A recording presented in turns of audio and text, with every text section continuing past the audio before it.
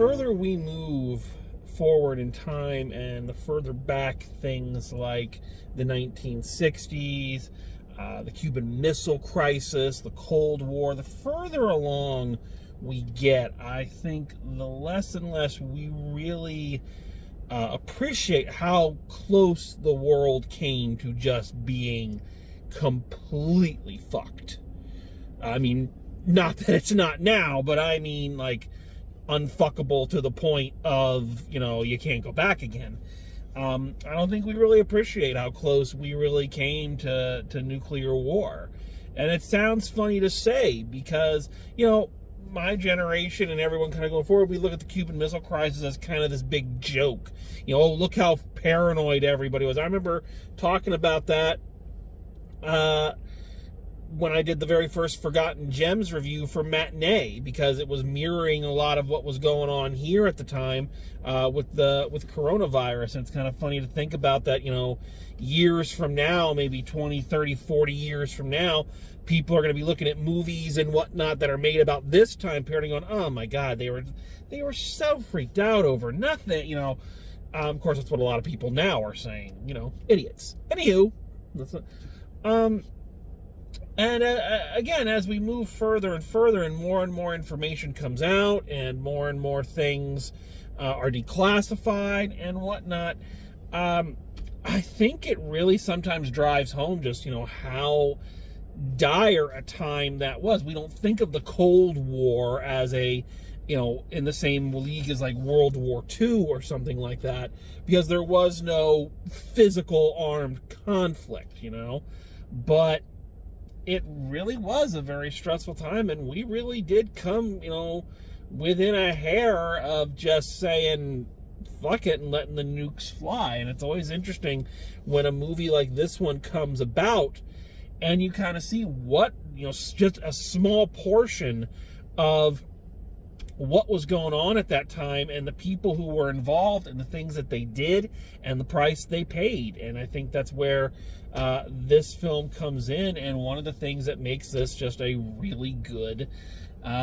film. So let's talk about this one. So in case you haven't heard of it, this is another one I have to say up front where I'm not sure where this goes in my timeline. I keep making this explanation, but I don't think anyone really cares because, I think everyone is hip to the fact 2020 was fucked. I believe this one was scheduled for a 2020 release. It was released in 2021. I'm counting it as a 2021 film. So that's how I keep track. So anyway, if you haven't heard of this movie, so in this film, Benedict Cumberbatch plays a businessman. I believe they never really say what business he's in. I think he represents kind of machine manufacturers who make specific parts, and he sells businesses the parts and whatnot. But he's a businessman who's recruited by MI6 and the CIA to basically kind of be this liaison with this contact they have in Moscow, that he's going to go, set up business. He's going to run business deals, essentially. And when he comes back, he's going to smuggle, secret documents out of Russia. And he's going to form a very close relationship with his contact. And when things go sour, because it's a spy movie, of course things are going to go sour, he has to make the decision of whether or not to go in and try to save his friend, who, or if he's just going to sit it out. And so that's the basic storyline. Again, based on a true story. You never know how close these things stick to the truth, but let's just give it the benefit of the doubt and say that most of the facts happened, most of the big points happened, and maybe the details are fudged a little bit. Let's say that. I don't know for sure. So the first thing that strikes me in this film, and I think the film actually wants to do it as well, is kind of the similarity to Ben Affleck's Argo from a few years ago. One of the best movies to come down the pike in a while. it really wants to kind of invoke that feeling, and I think it does that. It does it in the advertising.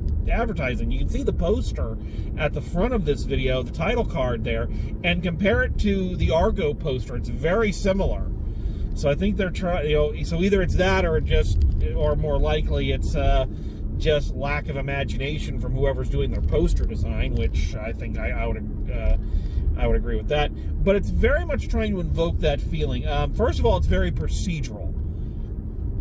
This film focuses a lot, and not in a way that it takes time out to go off on these tangents, but it spends a lot of time on, visually on the procedure. This is how we're going to do this. This is how we're going to get this done.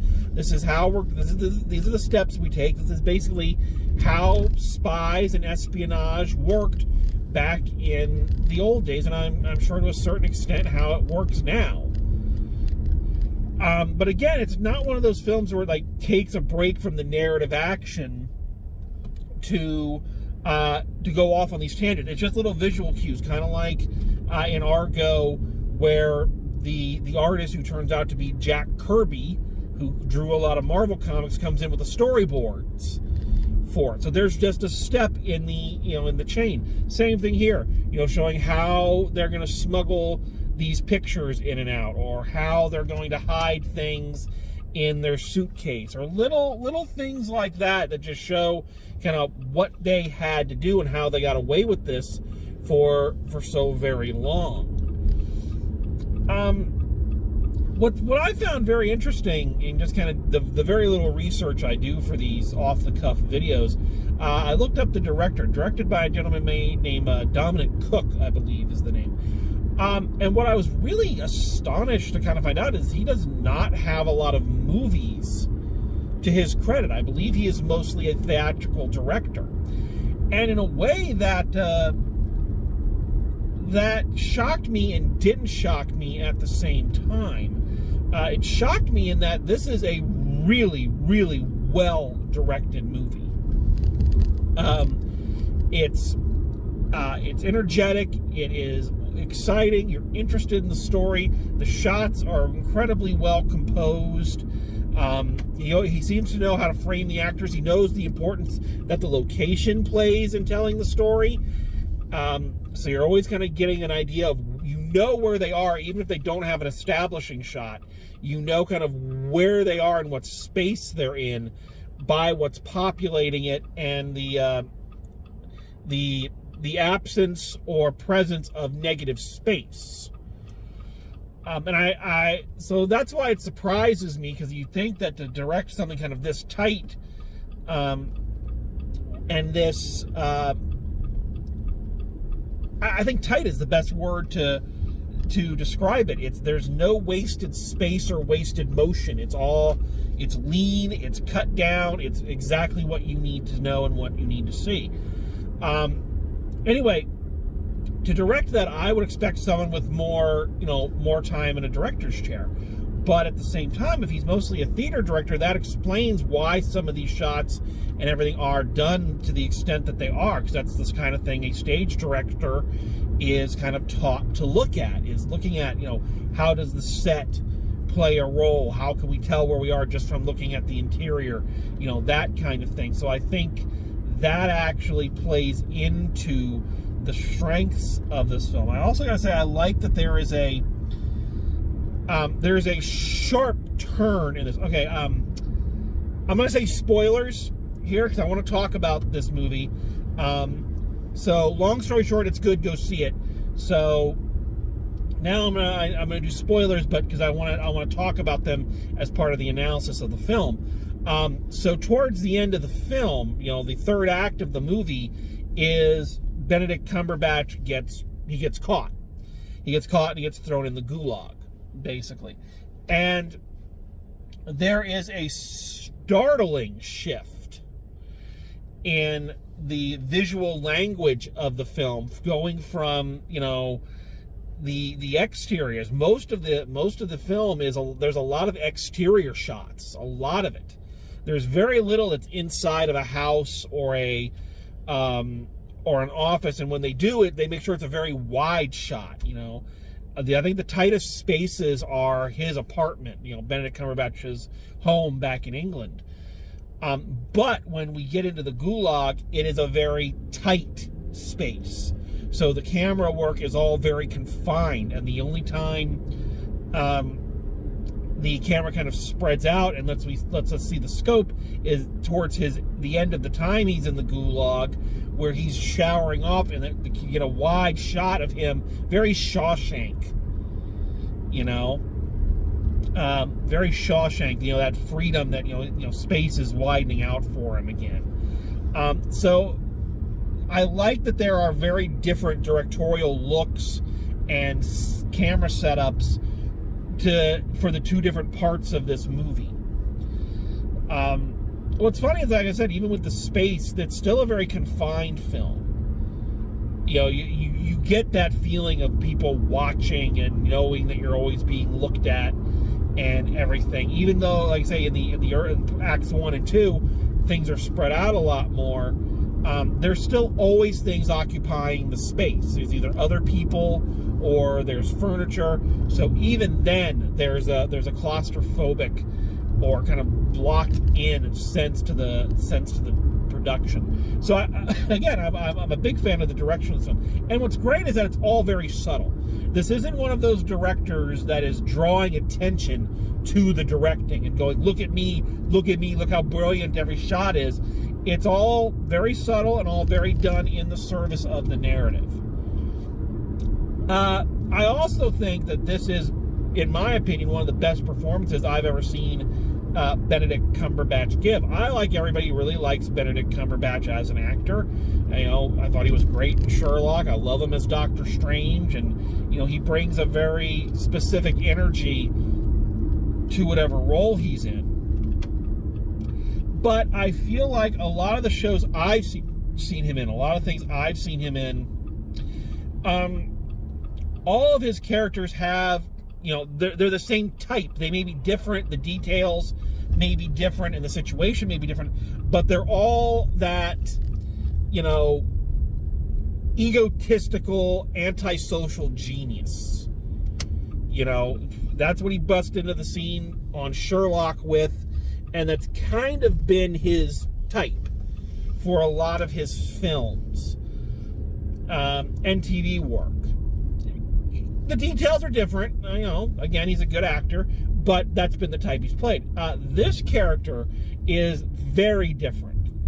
It is very, very different. He's a very, very quiet, very, very, oh dear, oh me, I shan't do that, very proper British accent, a very, very quiet, unsupposing fellow, and I think it's a drastic departure from anything I've seen him play before, and it kind of illustrates how good of an actor he really is. I really enjoyed him in this role, and yeah, it's someone who, again, is mild-mannered, who lives a fairly quiet life, is very happy with that quiet life, but you can always see that strength that's in him, that he can survive a lot, and he can go through with this and have a lot of courage to do the job that needs to be done. What's funny is that at the end of the film, they show a little news clipping of the actual person who really did, smuggle all these secrets out of Russia and actually did get caught and spend, I think it's 2 years, the title card says he spent in the Gulag. And what's funny is that, not funny, but what I just found very interesting is that even from the newsreel footage, the guy, even after all that, is still very, oh yes, I shall very much enjoy going home and having tea, and I shall very much like to go back to work. It's like, you gotta give it that he has taken that stiff upper lip Brit thing to just the max. Yeah, all told, a very good, very, again, very tight, very streamlined narrative. It's always interesting. The procedure is interesting. The dialogue is really good. It has some genuinely intense moments. There are some moments I was just like, oh shit, yeah, just a really good good spy film. I wouldn't call it a spy thriller. I don't think it's, it's not a lot of action. There aren't a lot of, like, real nail-biting moments. It's very sure of itself and where it's heading. And I think even when things take a turn and things go bad, we as the audience are also very in tune with that shift. So I really, really liked this film. Also, I just want to give a quick shout out. The entire ensemble cast is very, very good. It's a nice, tight cast. There's no weak link.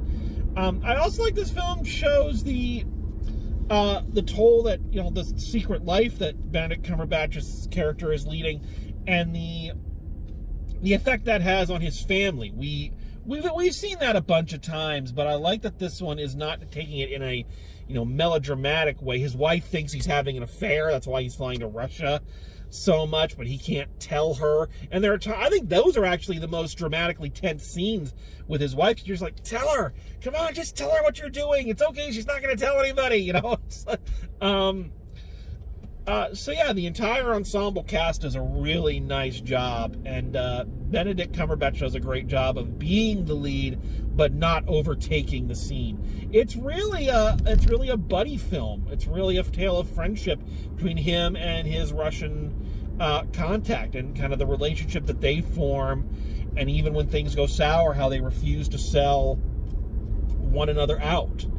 It's a really good film. So I don't know what else to say about this one. I really don't. So let's just go to the main event and let's talk. Final grade for the Courier. I gotta go an A-. That's a B. I'm sorry. A-. So you can tell it's been so long. You used to do these every week, and now it's like one every other week, if that. So, sorry, I forgot my sign language. So I'm going to go an A- on this one. And I don't really know why I'm not bumping it up to an A or A+, but very, very compelling, very well acted, well written, very well directed. It kept my attention, and the one thing I'm learning, one of the many reasons I miss being actually in the movie theater, and hopefully I can get back to one here soon. I'm waiting for the recommended 4 or 5 weeks since my second injection to really risk that. But anyway, is that I noticed my attention span gets a little shorter. You're in your own house, your phone is right there, other things are right there. It's real easy to kind of get distracted from the movie and go, do something else. And here I was, my attention was pretty well held, and I was very invested in it. So I really enjoyed this one, so I recommend it. I don't know if it's still in theaters. You may be able to find it on streaming or DirecTV like I did. All right. So that is that. We're going to do our best to try to keep up with some of these releases. Again, things are going to be scattered. I'm hoping to actually get back to a movie theater sometime soon, but we'll see how things work out. But we're going to do our best to still bring you the best reviews we can, and keep you up on some popular ones and some quiet ones that may sneak out and you don't know. So thank you for joining me, and as always, drive safe. And someday soon, I'm going to see you at the movies.